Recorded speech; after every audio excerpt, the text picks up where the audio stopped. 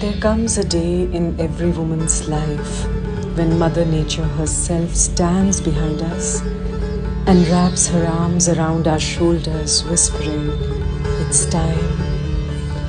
You have taken enough now. It's time to stop growing up, stop growing older, and start growing wilder.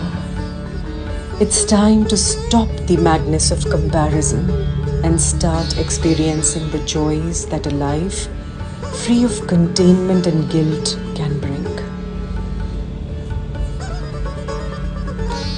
There are adventures still waiting on you, and this time you will enjoy them with the vision of wisdom and companionship of hindsight.